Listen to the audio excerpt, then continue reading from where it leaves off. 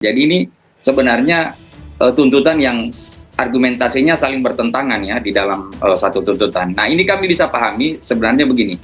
Kami memahami memang jaksa di sini dalam posisi dilematis. Tapi di sisi lain saya melihat bahwa ini kan tekanan publik begitu kuat sehingga jaksa tetap ingin meraih simpati publik dengan seakan-akan bahwa dia berempati atau memberikan rasa keadilan kepada terdakwa. Sehingga kalau orang awam yang tidak paham hukum menganggap bahwa jaksa ini sudah benar-benar memberikan keadilan kepada terdakwa. Jadi kami melihatnya seperti itu. Mbak Imbong saat ini menyesal. Kenapa saya katakan menyesal? Wanita mau selingkuh sama orang itu melihat secara fisik, melihat secara material. Tidak bisa tiba-tiba selingkuh gitu. Tidak bisa. Ya, wanita itu mau selingkuh itu melihat minimal tampangnya keren, maco, ganteng, begitu ya. Nah, yang kedua adalah materi, ya kan? Parlente, bisnismen, bos besar, itu selingkuh. Ini dituduh selingkuh ya, Paula Verhoeven dituduh selingkuh sama karyawan Mbak Imbong. Ya, aduh. Dan saya mau memberikan nasihat saran pertama untuk Paula. Kenapa? Paula sebenarnya begini, saya melihat Paula itu harus lebih menerima sifat karakter tabiat dari suami, dari Baim. Harus lebih sabar, harus lebih tenang lagi, pikirkan ke depannya untuk anak, untuk ke depannya.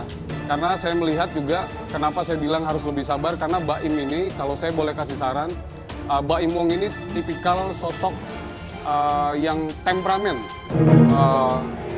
sulit untuk mengontrol emosi.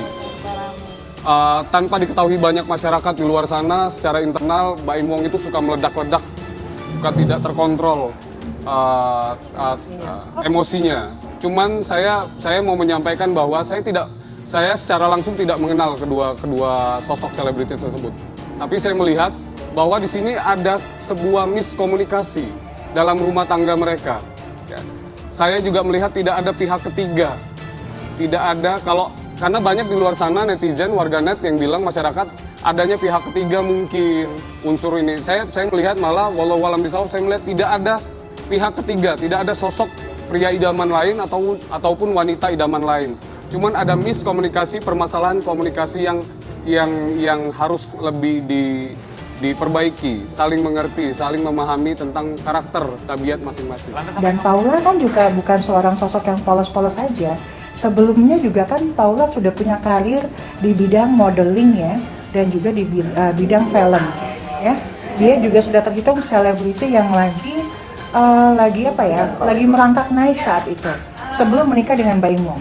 Jadi saya yakin masalah materi itu bukan jawabannya ya. Materi tidak masalah, tapi ada sesuatu hal lain yang dicari. Materi itu kan kaitannya dengan apa sih? Oke lah, dengan jasmaniah ya, kebutuhan fisikal. Tapi ini lebih ke mungkin kebutuhan mental yang belum tercukupi. Itu dari sisi Paula ya.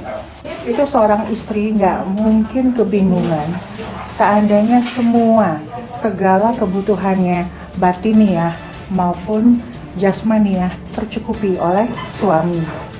Konflik rumah tangga Baim Wong dan Paula Verhoeven memang kian berkepanjangan. Seperti diketahui, kini Paula Verhoeven dan Baim Wong sendiri masih proses sidang cerai. Di tengah konferensi pisah, Baim Wong dan Paula Verhoeven dirumorkan saling berebut hak asuh anak. Selain hak asuh anak, pihak Paula Verhoeven juga menyayangkan Baim Wong yang umbar dugaan perselingkuhan dirinya kepada publik. Ya, di mana memang Paula Verhoeven takutkan jejak konflik digitalnya dengan Baim Wong itu mempengaruhi kedua anaknya. Pada video klarifikasi membantah tudingan selingkuh, Paula Verhoeven juga menangis beri pesan kepada Keanu dan Kenzo. Sang model itu juga mengucapkan maaf kepada anak-anaknya atas pemberitaan ia dengan Baim yang memanas kini. Sidang usai cerai beberapa waktu lalu, kuasa hukum Paula yakni Alfon Kurnia Pama juga ikut singgung hal tersebut. Yang mana Alfon Kurnia Palma mengungkapkan Paula memang sangat ingin mementingkan anak-anaknya dalam hal ini. Lantaran jejak digital pemberitaan tak sedap tersebut menjadi hal tak baik untuk kedua anaknya. Ini lebih untuk bagaimana melindungi kepentingan anak-anak, kata Alfon Kurnia Palma, dikutip warnanusa.com dari YouTube Intens Investigasi. Agar nanti anak itu tidak mendapatkan jejak digital bahwa begini-begini loh, sambungnya. Tak cuma singgung jejak digital Baim umbar dugaan selingkuh Paula, Alfon juga tegaskan ada beberapa cerita lagi belum benar terbukti. Kemudian ada juga kan cerita-cerita lain yang belum tentu bisa dibuktikan, ujar Alfon Kurnia Palma. Karena kalau kita kan mau pembuktian itu dipembuktiankan, tegasnya. Sementara itu Baim sendiri sudah katakan dirinya bisa buktikan perkataannya di persidangan. Saya berusaha mendamaikan diri saya dari kemarin, ucap Baim Wong. Karena kadang apa yang saya lakuin mau ngomong salah, mau diem aja salah. Apapun salah ya sudah di persidangan aja. Lanjutnya. Rumah tangga Paula Verhoeven dan Baim Wong hingga saat ini masih menjadi sorotan dan bahan perbincangan publik. Paula Verhoeven saat ini harus menghadapi gugatan cerai dari sang suami atas tudingan perselingkuhan yang dilakukannya. Isu perselingkuhan itu mencuat berawal dari Baim Wong sendiri yang membongkar telah dikhianati oleh dua orang terdekatnya. Sempat memilih untuk diam ketika isu miring itu mencuat. Akhirnya Paula yang dituding telah berselingkuh membuat video klarifikasi dan membantah yang menyebutkan bahwa dirinya telah berselingkuh. Di sisi lain, ia juga mengatakan hanya dapat berserah diri kepada Allah Subhanahu wa Ta'ala dan percaya bahwa permasalahan yang dihadapinya ini merupakan ujian dari proses hijrahnya saat ini. Saya yakin Allah pasti tolong kita, jadi dengan cara Allah kita ditolong dan ternyata dari sini saya merasakan bahwa Allah itu maha besar, kata Paula yang dikutip Poskota pada Rabu.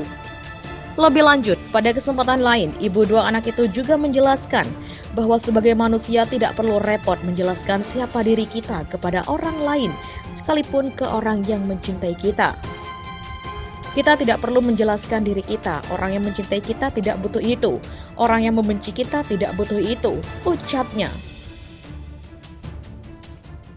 Ia pun menegaskan untuk tetap berserah diri dan bersyukur atas apapun yang diberikan kepadanya dari Allah Subhanahu wa Ta'ala. Model internasional itu yakin bahwa apapun permasalahan yang dihadapinya akan mendapatkan pertolongan dari Allah Subhanahu wa Ta'ala. Jadi apapun itu kita berserah diri kepada Allah. Apapun kondisinya, apapun masalahnya kita bersyukur karena Allah, katanya.